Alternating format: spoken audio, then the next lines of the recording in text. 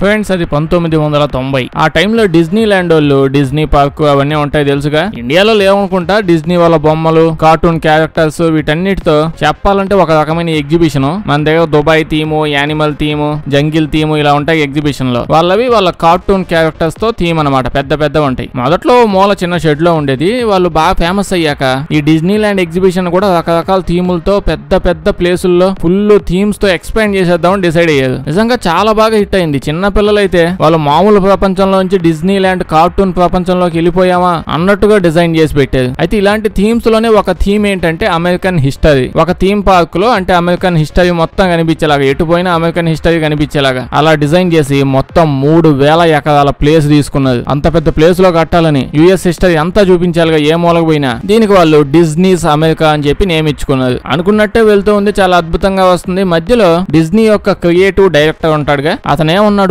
మనం అమెరికన్ చూపించాలనుకుంటున్నాం. అసలు అమెరికన్ హిస్టరీలో అన్నిటికంటే మెయిన్ విషయం ఏంటి? ఏమంది, వాళ్ళ ప్రపంచ సేవ ఏం చేయలేదు కదా జీవితంలో ఒక్కసారి కూడా. వాళ్ళ హిస్టరీలో మెయిన్ పార్ట్ బానిసత్వం, స్లేవరీ. అప్పట్లో అతి దారుణంగా ఉండేది. తెల్లోళ్ళు నల్లోళ్ళు అని చెప్పి ఫుల్ గా డివైడ్ చేసేసి తెల్లోళ్ళే టోప్ అని చెప్పి మిగతా వాళ్ళని కేవలం పని కోసమే పెట్టుకునేవాళ్ళు. బానిసల్లాగా దారుణంగా యూజ్ చేసుకునేవాళ్ళు. చాలా సినిమాల్లో చూపించుంటారు. కనీసం మంచి బట్టలు కూడా వేసుకొని ఇచ్చేవాళ్ళు కాదు. మన దగ్గరేమో క్యాస్ట్ అని చేసేవాళ్ళు, వాళ్ళ దగ్గరేమో కలర్ మీద చేసేవాళ్ళు. సో క్రియేటివ్ డైరెక్టర్ మనం అమెరికన్ హిస్టరీ గురించి మాట్లాడుతూ ఈ బానిసత్వం గురించి చెప్పకపోతే హిస్టరీ చూపించినట్టు ఎలా ఉంటది? మొత్తం ఓపెన్ అయిపోయి చూపిద్దాం డీటెయిల్డ్ గా. ఇలా అందులో ఒక సెగ్మెంట్ కూడా యాడ్ చేద్దాం అనుకున్నారు. అంటే ఒక బానిసగా స్లేవ్ గా బతకాలంటే ఎలా ఉంటది ఆ ఎక్స్పీరియన్స్ కూడా ఇస్తాం వచ్చిన జనాలకి. ఇలా ఈ ఐడియాతో స్టార్ట్ చేశారు. స్టార్ట్ చేసిన కొన్ని డేస్ కే దారుణమైన బ్యాక్లాష్ వచ్చిందంట. అన్ని చోట్ల ఆపేయాలని చెప్పి గోల మొదలైంది. ఇష్యూ పెద్దదయ్యాయి. లాస్ట్ కి థీమ్ పార్కే కట్టకుండా ఆపేసేది అని వాళ్ళు అంటుంటారు. ప్లానింగ్ అయితే స్టార్ట్ అయింది, అది మధ్యలో గోల ఎక్కువ ఆగిపోయింది. అయితే బ్యాక్లాష్ జనాల నుంచి వచ్చింది అన్నట్టు చూపించారు, కానీ అలా ఏం జరగలేదు. జనాలు ఎందుకు ఆపుతారు? జరిగిందే కదా చూపిస్తామంటే గవర్నమెంట్ వాళ్ళే అడ్డం పడ్డది. వీళ్ళ దేశం చేసిన కంపు పనులన్నీ లైవ్ లో డీటెయిల్ గా చూపిస్తామంటే వాళ్ళు ఒప్పుకోరు కదా గవర్నమెంట్. సో వీళ్ళు చిన్న పాయింట్ యాడ్ చేద్దాం అనుకునేటప్పటికి మొత్తం ఏది లేకుండా క్యాన్సిల్ అయిపోయింది. మీరేమంటారు, కట్టు ఉండాల్సిందంటారా? అయితే దీన్ని కట్టలేకపోయారు కదా. కొన్నేళ్ళు అయ్యాక డిజ్నీ వాళ్ళు మళ్ళీ వాళ్ళ ఆధిపత్యాన్ని చాటి చెప్పుకుందాం అని చెప్పి ఇంకో ప్లాన్ తో వచ్చారు. అయితే ఈసారి ఎదవకోవాలని వద్దుగా బాబు, యునిక్ గా ఏదైనా చేద్దామని ఒక పెద్ద మంచి కాన్సర్ట్ హాల్ అనమాట. మ్యూజిక్ పర్ఫార్మెన్స్ లు అవి ఇవి లైవ్ లో జరుగుతూ ఉంటాయి. ఇట్లాంటి వాటి కోసం ఒక కన్స్ట్రక్షన్ కడదాం అనుకున్నారు డిజ్నీ వాళ్ళు. కాకపోతే ఎవ్వడూ కట్టని విధంగా అసలు ఆ కట్టడాన్ని చూస్తే సగం మంది అసలు ఏం కట్టాడు అని అనుకోవాలి, మిగతా సగం మంది అసలు ఏం కట్టాడు వీడు ఏంటిది అని అనుకోవాలి. ఇలాంటి ఆలోచనతో వచ్చి ఫ్రాంక్ అని ఒక ఆర్కిటెక్ట్ అతన్ని పిలిచారు. పిలిచి లాస్ ఏంజల్స్ మధ్యలో నువ్వు ఒక అద్భుతం చెయ్యాలని చెప్తే అతను బాగా ఆలోచించి ఇదిగో ఈ అద్భుతాన్ని దించాడు. నిజంగా అసలు అన్ని యాంగిల్లో చూస్తుంటే ఏం కట్టాడు అనిపిస్తుంది. ఇంకాసేపు అలాగే చూస్తూ ఉంటే నిజంగా అసలు ఏం కట్టాడు, అసలు ఏంటది, ఎందుకు ఇలా ఏలియన్స్ ఆడుకుంటూ వాళ్ళ రాడ్లు ఆకాశం నుంచి పడేసారు అన్నట్టు ఎలా పెడితే అలా పడేసినట్టుందాడా. ఇదే ఫైనల్ చేసిన డిజైన్ కట్టేశారు. చూడడానికి చాలా వింతగా ఉంది. చూసిన వాళ్ళంతా ఒకసారి చూస్తే మర్చిపోయేలా అయితే లేదు. ఈ కన్స్ట్రక్షన్ కంప్లీట్ అయిపోయాక దీన్ని నైట్ టైం చూసారు అనుకోండి, ఆ నైట్ లో చందమామ వెలుతురులో అదేదో వజ్రం మెరుస్తున్నట్టు చాలా అద్భుతంగా ఉంటది. కాకపోతే దాన్ని నైట్ వచ్చే చూడాలి. పొద్దున్న చూసాక మళ్ళీ నైట్ వచ్చి చూసారు అనుకోండి అది మీకు కనిపించదు. ఎందుకంటే పొద్దున్న చూస్తే అప్పుడు కళ్ళు ఎలాగో పోతాయి, నైట్ మళ్ళీ కనిపించదు. ఆ ఆర్కిటెక్ట్ ప్లాన్ చేసిన దాన్ని బట్టి మొత్తం దాన్ని అంతా స్టెయిన్లెస్ స్టీల్, ఆ స్టెయిన్లెస్ స్టీల్ ని ఫుల్ గా పాలిష్ పట్టించి దగదగా మెరిసేలా షైన్ చేసి అలా కొన్ని వేల స్టెయిన్లెస్ స్టీల్ పాలిష్ చేసిన ప్యానల్స్ తోనే కట్టేది. ఇటుకలతో కట్టి కాంక్రీట్ వేసేది అనుకోకండి. దీని వల్ల పొద్దున్న టైంలో దాని మీద పడ్డ ఎండ ఎంత దారుణంగా రిఫ్లెక్ట్ అవుతుందంటే జనాలు అయితే దీన్ని చూడడం కంటే డైరెక్ట్ గా సూర్యుడిని కళ్ళు అప్పగించి చూసేయచ్చు. అదే ఇంకా బెటర్, కళ్ళు కొంచెమైనా బాగుంటాయి. దీని రిఫ్లెక్షన్ అప్పుడు దీన్ని చూస్తే మాత్రం కళ్ళే పని చేయమని చెప్పి ఫిక్స్ అయిపోయేది. అంటే నిజంగానే చేయవు. ఇంకో పక్క దీన్ని డైరెక్ట్ గా తీసుకొచ్చి సిటీ మధ్యలో కావాలని చెప్పి మెయిన్ రోడ్ పక్కనే కట్టేసేది. బళ్ళు అటు నుంచి పోతూ ఉంటే పట్ట పగల బండి నడిపే వాళ్ళకి ఏం కనిపించలే. దాని రిఫ్లెక్షన్ అలా పడుతుంది. కళ్ళు మూసుకొని నడపాల్సి వస్తుంది క్రాస్ అయ్యేదాకా. అది ఒకటే కాదు, ఇప్పుడు ఎండ బాగా కొంచెం ఎక్కువగా ఉన్న టైంలో దాని సైడ్ నుంచి పోయామనుకోండి ఆల్మోస్ట్ దాని చుట్టుపక్కల 60 డిగ్రీ సెల్సియస్ హీట్ ఉంటుందంట. చెప్పుకుంటాం కదా ఎండాకాలంలో ఎండ 40 డిగ్రీలు 45 డిగ్రీలు వెళ్ళిపోయిందని. దీని పక్కన ఎండ 60 డిగ్రీలు పోయిద్ది అనమాట. స్కిన్ కొంచెం సెన్సిటివ్ ఉన్నా దాని పక్క నుంచి పోతే ఇంకా డైరెక్ట్ హాస్పిటల్కి వెళ్ళిపోవాలి స్కిన్ స్పెషలిస్ట్ కి. అట కాలిపోద్ది. ఇంకేముంది, దీని తర్వాత నుంచి ప్రతి ఒక్క కేసుల మీద కేసులు, గోల మీద గోల. గవర్నమెంట్ దీన్ని ఎత్తేయండి, కావాలంటే ముక్కలు చేసి పాత సామాన్లు ఒకటి అమ్మేసుకోండి అని చెప్పే లోపే వెంటనే డిజ్నీ వాళ్ళు మీట్ అయ్యి ఏదో ఒకటి చెయ్యాలని ట్రై చేసి లాస్ట్ కి ఒక విషయం ఫిక్స్ అయ్యారు. ఏంటంటే ఇప్పుడు స్టెయిన్లెస్ స్టీల్ ఉందిగా, ఆ ప్యానల్స్ మీద పెయింట్ వేసేసేది. ఫుల్ షైన్ అవుతుంది కదా, ఆ షైన్ అంతా తగ్గించేసేది. హీట్ రిఫ్లెక్ట్ అస్సలు అవ్వకుండా నెమ్మదిగా ఇంకా అంతా తగ్గిపోయింది. జనాలు కూడా సర్లే అని మర్చిపోయారు.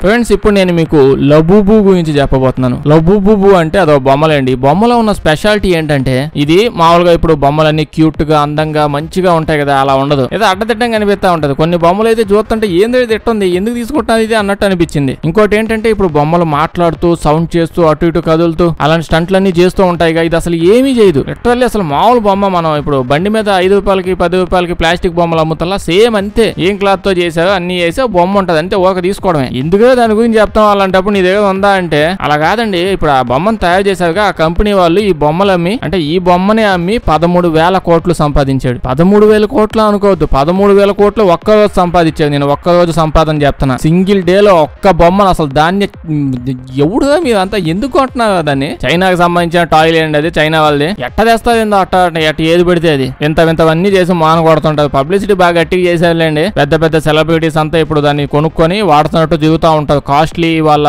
హ్యాండ్ బ్యాగ్స్ కాస్ట్లీ వస్తువులు ఉంటే దానికి ఇవి తగిలించుకొని తిరుగుతున్నది. అమెరికన్ సింగర్స్ ఇంకా కొరియన్ పాప్ గర్ల్స్ అంతా వేసుకొని తిరుగుతున్నారు. ఓరకనే వాళ్ళకి ఏం నచ్చేం కొని ఉండదు. నచ్చడానికి ఏముందని కొనడానికి వాళ్ళు వేసుకున్నందుకు డబ్బులు ఇస్తారు, వేసుకొని తిరుగుతా ఉండుంటారు. ఇంకంతే జనాలు చూడగానే మీద పడిపోయి కొనుక్కొని వస్తున్నారు. సరేలేండి వాళ్ళ దగ్గర డబ్బులు ఉన్నాయి కొనుక్కుంటున్నారు, మనకెందుకు అంటే నేను మీకు చెప్తున్నాను. ఇలా ఒక బొమ్మ కూడా అంత పాపులర్ అయిపోయింది ఏం చేయకపోయినా. లబూబు మీరు కూడా ఏదో బూబు అని చెప్పి తయారు చేయండి అండి, చేసి బాగా పాపులర్ అని చెప్తున్నా. అసలే మన ఇండియాలో జనాభా ఎక్కువ, జెన్జీ బ్యాచ్ పెరిగిపోయింది. వాళ్ళని చూస్తే ఏమో ఆస్తులు అమ్ముకొనైనా కాన్సర్ట్ కు పోవాలి, అడుక్కు తినైనా ఐఫోన్ కొనాలి, రిచ్ గా బతకాలని కాదు రిచ్ గా బతుకుతున్నామని చూపించాలి. ఇలాంటి మూడ్ లోకి వెళ్ళిపోతున్నారంట అంతా. ఇట్లాంటి గబ్బుల బుబ్బులు ఏమైనా తీసుకొచ్చి ఫేమస్ చేశామనుకోండి ఆటోమేటిక్ వాళ్ళే మీద పడిపోతుంది. తొందరగా చేయండి, ఏదో ఒకటి చేసి డబ్బులు సంపాదించండి.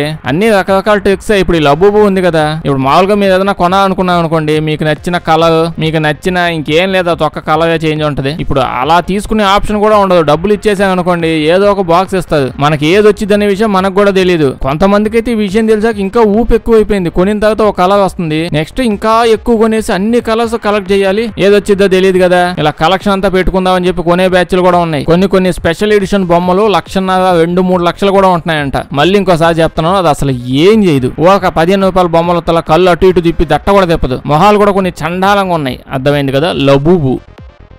ఫ్రెండ్స్ నేను మీకు ఇప్పుడు ఒక వ్యక్తి గురించి చెప్తున్నాను, మేబీ మీకు తెలిసేమో, అంటే నాకు మొన్నే తెలిసింది అందుకే చెప్తాను. మిషైల్ లోటిటో బాబాయ్కి ఒక అలవాటు ఉంది. ఇతను ఏం తిన్నా ఎంత తిన్నా అరిగిపోద్ది. మీకు అనిపించవచ్చు మా ఫ్రెండ్స్ లో సగం మంది ఎలాగ అట్నే ఉంటారులే, ఎంత తిన్నా ఏం తిన్నా అరిగిపోయే బ్యాచ్ ఉందిలే అంటే ఇతనికి నిజంగా ఏం తిన్నా అరిగిపోద్ది. అప్పుడప్పుడు అతని స్కిల్స్ ని స్టేజ్ పర్ఫార్మెన్స్ లో చూపిస్తారు. స్టేజ్ మీదకి ఎక్కి కేజీలు ఫుడ్ తినడం కాదు, కేజీలు గ్లాసులు తినడం, కేజీలు ఇనుము స్టీల్ అల్యూమినియం మింగేయడం. నేను అసలు ఏం జోక్ చేయట్లేదు. గ్లాస్ గ్రైండర్ వేసి పొడి చేసుకుని ఆ పొడి మింగేస్తా ఉంటాడు. ఇనప స్క్రూలు నట్లు బోల్ట్లు అట్లా తీసుకుని మింగేస్తాడు. సైంటిస్ట్ ఇప్పుడు దాకా బొచ్చు పీక్కుంటానే ఉన్నది. ఎవటో అసలు ఏదో ఇట్ట తగులుకున్నాడు, ఎందుకు ఎట్టున్నాడు అసలు తెలియట్లేదు వాళ్ళకి. ఎన్ని ఎక్స్పెరిమెంట్లు చేసినా ఎన్ని టెస్టులు చేసినా అసలు ఎట్ట తింటున్నాడు ఎట్ట అవుతుంది ఇతను అసలు జనాలకు అర్థం కావట్లా. ముందే చెప్పేస్తున్నా మీరు అస్సలు ట్రై చేయమాకండి, అర్ధాంతరంగా అడ్డం పడతాం. ఇంకా మళ్ళీ లెగిసే ప్రోగ్రామ్ ఉండదు, లేపేసుకుని పోవాలి ఎవడొకడు. సైంటిస్టులు అయితే కడుపులో కెమెరాలు పెట్టి మరి స్కాన్లు అన్ని రకాలు చేసేది. చూస్తే అతను కడుపులో లేయర్స్ అన్ని కడుపు గాని అవయవాలు తిక్కుగా ఉన్నాయంట. ఇప్పుడు మనం తిన్నాక ఫుడ్ కరిగించేది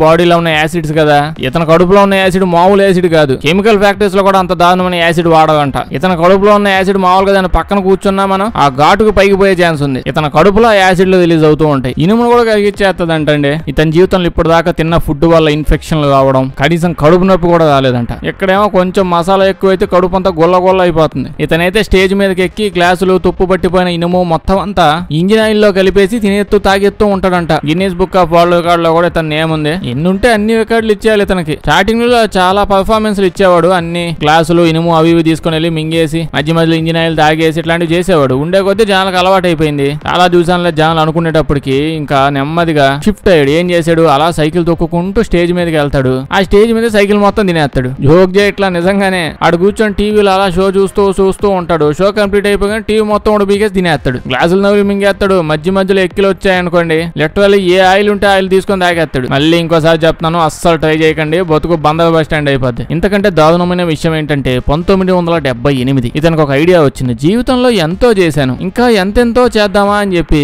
చేసేద్దాంలో ఒకటే జీవితంలో అని వెళ్ళి ఆ 1978లో తినడం స్టార్ట్ చేశాడు. ఏంటి, aeroplane Tesla 150 light air craft. దాన్ని తీసుకొని మొత్తం డిస్మాంటిల్ చేసి అంటే ముక్కలుగా విడగొట్టేసి 2 ఏళ్లలో కూర్చొని ఆ ప్లేన్ మొత్తం తినేశాడు అతను. వినడానికి మీకు అస్సలు 1% కూడా నమ్మబుద్ధి కావట్లేదని తెలుసు, కానీ నిజంగా అతను ఆ 2 సంవత్సరాల్లో ఆ ప్లేన్ బ్రెయిన్ మొత్తం నవ్వులు మింగేసాడు. ఒక మనిషి ఆ 2 ఏళ్ల పాటు డాక్టర్లు ఇతని చుట్టూ కూర్చొని టెస్టులు చేసుకుంటూ స్కాన్ల మీద స్కాన్లు అన్ని ఇంకా చేస్తూనే ఉన్నారు. ఇతని కడుపులో చిన్న నొప్పి కూడా రాలేదంట ఆ టైంలో. లాస్ట్ కి సైంటిస్టులు డాక్టర్లు ఏం చేశారంటే చేతులు ఎత్తేసి ప్రపంచంలో సైన్స్ కి అంతు చెక్కనివి ఎన్నెన్నో ఉన్నాయి, ఈడున్నాడు, ఈడు అసలు సైన్స్ ఏంది, అసలు ఈడు మనిషి కాదు, ఈడు ఏలియన్స్ కూడా అంతు చెక్కడం. ఏలియన్స్ వచ్చినప్పుడు ఇతను పంపించామంటే మనుషులు ఇట్లా ఉంటారని చెప్పి భయపడి పారిపోతారు. కూర్చొని ఏలియన్స్ తిన్నా తినేస్తాడేమో. ఈడెవడో మాకు తెలియదు, వీడికి సైన్స్ కి సంబంధం లేదని చెప్పి సైంటిస్టులు కూడా ఇంకా మా వల్ల కాదని చెప్పారు. రకరకాలు ఎంతో మనుషులను చూసాం, ఇటుకలు తినే వాళ్ళని కూడా ఉన్నారు. కానీ ఇతను ప్లేన్ మొత్తం మింగేశారండి. ఇలా ఈ గొప్ప ఆయన అయితే 2007 ఏడాదిలో చనిపోయాడంట. జస్ట్ నార్మల్ డెత్, ముసలాయన అయిపోయి చనిపోయారు. తిండి వల్ల అయితే కాదు, మహా అయితే ఇతను తిండి చూడలేక సైంటిస్టులు చచ్చి ఉంటారు. ఇతనికి ఏం కాలే. మీరేమంటారు కామెంట్స్ చెప్పండి ఫ్రెండ్స్. ఇన్ అండ్ అవుట్ అని చెప్పి ఫుడ్ చైన్ అనమాట. ఇప్పుడు McDonald's, Pizza Hut, Burger King ఇలాంటివన్నీ ఉంటాయి కదా ఫుడ్ చైన్స్. అమెరికాలో సగం పైగా మంది లావుగా తయారవడానికి రీజన్ ఇవే. సేమ్ ఇలాగే ఇన్ అండ్ అవుట్ బర్గర్స్ అని చెప్పి ఉంది. వీళ్ళు మొదట్లో అప్పుడే అలా పెట్టి కొంచెం గ్రో అవుతూ కష్టపడి పని చేసుకుంటూ ఉన్నారు. అయితే వీళ్ళ ఫుడ్ చైన్ అన్నిటికి చాలా షాపులు ఉంటాయి కదా, కొట్లన్నిటికి ఫుడ్ అంతా వెళ్తూ ఉంటది. ముందుగా ఫుడ్ మొత్తం ఒక ప్లేస్ కి ఒక వేర్ హౌస్ లో పెట్టుకుని అక్కడి నుంచి అన్ని డిస్ట్రిబ్యూట్ చేసుకుంటూ ఉంటది. ఒక రోజు ఏమైంది, వాళ్ళ వేర్ హౌస్ లో ఒక ఫ్యాన్ పాడైపోయింది. ఫ్యాన్ పాడవగానే అక్కడ చేసే ఒక అతను, నేను ఎలక్ట్రికల్ ఇంజనీరింగ్ చేశాను, నాకు అన్ని తెలుసు, తెలియదు అని చెప్పి మొత్తం పోయి గెలికి స్విచ్ ఆన్ చేయగానే దమ్మని పేలిపోయింది. షార్ట్ సర్క్యూట్ అయిపోయి మొత్తం వేర్ హౌస్ అంతా మాడి మసి అయిపోయింది. పాపం వాళ్ళకు ఉన్నదేమో ఒకటే, రకరకాల ప్లేసుల్లో డబ్బులు ఎక్కువ అవుతాయని పెడితే ఒక ప్లేస్ లోనే పెద్దది పెట్టేది దెబ్బగా ఊడిపోయింది. దాంతో వీళ్ళ ఫుడ్ చైన్స్ అన్ని క్లోజ్ చేసుకోవడం తప్ప ఇంకో ఆప్షన్ లేకుండా పోయింది. సర్వ్ చేయడానికి ఏం లేదు, డిస్ట్రిబ్యూట్ చేయడానికి ఏం లేదు. అయితే కరెక్ట్ చేయడానికి 7up వచ్చి వాళ్ళు కూడా అప్పుడప్పుడు పెట్టారులేండి, నెమ్మదిగా డెవలప్ అవుతున్నారు. వచ్చి తమ్ముడు ఇటు అమ్మ ఎందుకు అలా చెట్టు కింద కూర్చొని ఏడుస్తున్నావు, మా వేర్ హౌస్ ఉంది శుభ్రంగా వచ్చి వాడుకో అని చెప్పాడు. దాంతో పాటు మా డిస్ట్రిబ్యూషన్ యూనిట్ కూడా ఉంది, మొత్తం వాడుకో, చిన్న విషయాలకు ఏడుస్తావు ఎందుకని చెప్పి హెల్ప్ చేశాడు. అది యూజ్ చేసుకున్నందుకు డబ్బులు కూడా తీసుకోవాలా 7up.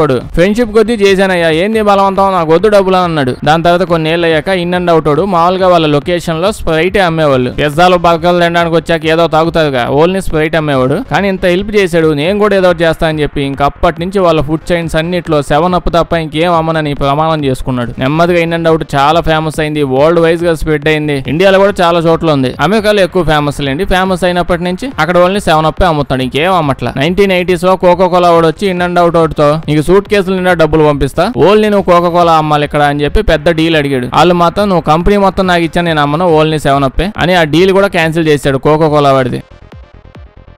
ఫ్రెండ్స్ మీకు వెనీస్ తెలుసు కదా, ఒక అద్భుతమైన ప్లేస్. అది వరల్డ్ లో ఉన్న చాలా బెస్ట్ టూరిస్ట్ ప్లేస్. అద్భుతమైన కన్స్ట్రక్షన్, బైకులు కార్లు ఏముండవు, అంతా ఇంకా పడవేసుకొని దిగుతా ఉండమే. మామూలుగా అయితే అదంతా చిన్న మట్టి గడ్డలు, అసలు ప్లేస్ భూమి కూడా కాదు, అది అంతా సముద్రమే. చిన్న చిన్న ఐలాండ్స్, ఐలాండ్ అంటే ఐలాండ్ పెద్ద ప్లేస్ కూడా కాదు. సముద్రం ఉండాలా, నీళ్ళు కొంచెం కిందకి వెళ్ళిపోయి నేల కొంచెం పైకి వచ్చింది అడ్డదిడ్డంగా. కానీ ఇంకొంచెం ముందుకు అలా లోపలికి వెళ్తే ప్లేసే ప్లేస్, ఇప్పుడు కూడా ఖాళీగా ఉంటది. కట్టుంటే పెద్ద పెద్ద బిల్డింగ్లు హ్యాపీగా కట్టుకుని బతుకుండొచ్చు. అలాంటిది సైడ్ లో అంత పెద్ద ప్లేస్ వదులుకొని అందరూ ఇక్కడికి వచ్చేసి వర్షంలో పడితే మిగిలిపోయిన నేలలా ఉంటది. అక్కడ ఎందుకు అసలు ఇంత బిల్డింగ్లు ఇంత ఇరుగ్గా పక్క పక్కన ఎందుకు కట్టారు ఇలా? ఎందుకంటే 1500 ఏళ్ల క్రితం రోమన్స్ ఉండేవాళ్ళుగా, రోమన్స్ ఎంపైర్ ముష్టేదోలు ఓర్ల మీద పడి జనాలు చంపడమే పనిగా పెట్టుకునేవాళ్ళు. ఇటలీ మీద కూడా పడ్డారు. సో అప్పుడు ఆ టైంలో ఇటలీలో ఉన్న జనాలు చాలా మంది పారిపోతూ ఏటాలలో తెలియక కొంతమంది అయితే చిత్తడి నేలల్లో ఉన్న లబూన్ అని చెప్పి ఆ వెనీస్ సైడ్ లేండి, వెనీస్ ఇప్పుడు చిన్న చిన్న సముద్రంలో నుంచి వచ్చిన గుట్టల్లాగా అనిపించాయి. ఇక్కడికైతే ఆ సైన్యం వాళ్ళు వచ్చిన ఇప్పుడు ఏం దిగుతానులే నేలల్లని వెనక్కి వెళ్ళిపోతానని చాలా మంది వచ్చి ఇక్కడే ఉండిపోయారు. ఇంకా వాళ్ళ రోమన్స్ ఇటలీ మొత్తం ఆక్రమించుకున్నారు కదా, వీళ్ళు ఇక్కడే ఉండిపోయారు.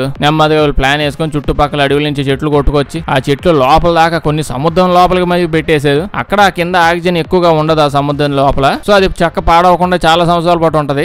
పొడవుగా చెక్కలు అక్కడ గుచ్చేసి దాని మీద ఇంకో చెక్కలు వేసేసుకొని చిన్న చిన్నగా చెక్క ఇల్లు కట్టుకోవడం మొదలు పెట్టారు. ఉండే కొద్దీ ఆ రోమన్స్ గబ్బుగాళ్ళ దగ్గర నుంచి పారిపోతే ఇటు వచ్చే వాళ్ళు ఎక్కువ మంది అయిపోయారు. ఎక్కువ ఇల్లు నెమ్మది కట్టుకుంటా పోయారు. ఇంకా వీళ్ళు సముద్రం చివరి ఎడ్జ్ లో సముద్రానికి కూడా ప్లేస్ లేకుండా కొంచెం పక్కకు జరగమ్మా అని చెప్పి పొడవుగా కట్టుకుంటూ పోయేది. ఉండే కొద్ది అక్కడే చెక్కలు వదిలేసి ఇటుకలతో కన్స్ట్రక్షన్ చేసుకుంటూ పోయేది. అక్కడ ఇంకా కెనాల్స్ ఎక్కువ ఉంటాయి. చెప్పాను కదా, రోడ్లు అనేవే ఉండవు, అన్ని షిప్పులు అంటే చిన్న పడవలు వీటితో అటు ఇటు తిరగడమే. అవే వీళ్ళకి సందుగొందులు అంటే అన్ని నీళ్లే. ఇలా జనాలు ఎక్కువ అవుతూ కన్స్ట్రక్షన్ కడుతూ వాళ్ళకే తెలియకుండా ప్రపంచంలోనే ఒక అద్భుతమైన లొకేషన్ ని క్రియేట్ చేసేసారు. అది ఇప్పుడు అంతా బానే ఉంది. కానీ ఉండే కొద్ది ఏమైంది, ఇప్పుడు వర్షాకాలం, వానాకాలం, చలికాలం మెయిన్ అంటే సముద్ర పల్లలు ఎక్కువగా ఉన్న టైంలో నీళ్లు ఫుల్ గా సిటీ లోపలికి వచ్చేస్తూ ఉంటాయి. సముద్రాన్ని ఆకరించి మరి కట్టే రాదా ఏమైంది అంటే వచ్చినా కాసేపు ఉండి ఓ 10-15 నిమిషాలు సిటీలో అటు ఇటు తిరిగి మళ్ళీ నీళ్ళు వెనక్కి వెళ్ళిపోయేవి. కానీ నెమ్మదిగా ఏమైంది, అప్పట్లో అంటే జనాలు ఆ కంపు రోమన్స్ గాలి నుంచి తప్పించుకోవడానికి ఇక్కడికి వచ్చేది. ఇప్పుడు ప్రపంచంలోంచి రోమన్స్ వెళ్ళిపోయినా మనుషులంతా కంపు గాలు అవుతారనే విషయం మర్చిపోయేది. అంటే తెలియలేదు పాపం. జనాలందరూ కలిసి గ్లోబల్ వార్మింగ్ ని హై లెవెల్స్ లో పెంచేసాం, పీక్స్ లో ఉంది. దాంతో సముద్ర మట్టం, సముద్రంలో నీళ్లు లెవెల్స్ హైట్ ఎక్కువ అయిపోయింది. దీంతో ఏమవుతుంది, అప్పట్లో సముద్ర పాలలు, సముద్రపు నీళ్లు అలా కాసేపు వచ్చి వెనీస్ లోని అమ్మాయిలు చూసి వెళ్ళిపోయేవి. కానీ ఇప్పుడు అసలు ఎల్లట్లా వెళ్ళిపోమంటే రోజుల తరబడి అలాగే ఉంటున్నాయి. ఈ గ్లోబల్ వార్మింగ్ పెరిగే కొద్దీ కొన్ని వందల ఇల్లు పాడైపోయి మునిగిపోయి. అందుకనే వెనీస్ గవర్నమెంట్ 2003 ఏడాదిలో ఒక పెద్ద ప్లాన్ వేసుకుని మూస్, ఆ ప్లాన్ నేమో మోస్, ఈ వెనీస్ సిటీ ఉంది కదా దీని లోపలికి 3 ప్లేసుల్లో నుంచి అలలు వస్తూ ఉంటాయి. అంటే నీళ్లు, సముద్రపు నీళ్లు వస్తూ ఉంటాయి. అవి కూడా టైడ్స్ ఎక్కువ అయినప్పుడే వస్తాయిలేండి. దీనిలో ఏమవుతుందంటే ఇలా ఒక కన్స్ట్రక్షన్ లాగా అంటే ఒక లేయర్ కట్టేసారు. అక్కడ టైడ్స్ ఎక్కువ వస్తాయని తెలియగానే వెంటనే ఒక అలాగం మోగిది, మోగగానే అది తిప్పగానే ఇది అలా పైకి వచ్చింది. బ్రిడ్జ్ లాంటిది ఏదో కట్టుకున్నారు, చాలా ఎత్తు ఉంటుంది, ఆల్మోస్ట్ 100 అడుగులు ఎత్తు దాకా ఉంటది. ఇది నీళ్లు వెనిస్ లోపలికి 3 ప్లేసుల నుంచి వెళ్తాయని చెప్పాను కదా, ఆ 3 ప్లేసుల్ని క్లోజ్ చేసిద్ది. దీన్ని కడతామని 64,000 కోట్ల రూపాయలు ఖర్చు పెట్టి 17 ఏళ్ల పాటు కష్టపడి 2020లో టెస్ట్ చేస్తే అద్భుతంగా పనిచేసింది. ఇంకో 2 సంవత్సరాలు అయితే అసలు పని చేయట్లేదు. అంటే సముద్ర అలలు ఇప్పుడు ఇవి ఆపాలంటే ఆ వస్తున్నాయని 48 గంటల ముందే చెప్పాలి. అలలు పైకి వచ్చి మేము వస్తున్నావా అని చెప్పి 48 గంటల ముందే ఇన్ఫార్మ్ ఇవ్వాలి. అప్పుడే ఇది పైకి లేపి పని చేసేలా చేస్తుంది. ఇన్ఫర్మేషన్ లేకుండా సడన్ గా వచ్చాయనుకోండి చేతులు ఎత్తేస్తాయి. అంటే అది కన్స్ట్రక్షన్ చేశాక చాలా సార్లు అయిందంటే ఈ విధంగా అడపదడప వచ్చేసాయి తెలియకుండా. గవర్నమెంట్ అడిగితేమో ఏదో చేసాము, కొంచెం ట్రై చేసాము, పెద్ద వర్కౌట్ అవ్వట్లేదు, ఏంది ఇప్పుడు మళ్ళీ కొత్త ప్లాన్ తో వస్తామా అని అంటున్నారు. మీ దగ్గర ఏమైనా మంచి పెద్ద ప్లాన్లు ఏమైనా ఉంటే చెప్పండి. నచ్చుంటే లైక్ చేయడం మర్చిపోకండి. ఇలాంటి వీడియోస్ ఇంకా ఉంటే మా ఛానల్ చెక్ చేసి చూడండి, అలాగే సబ్స్క్రైబ్ చేసేయండి.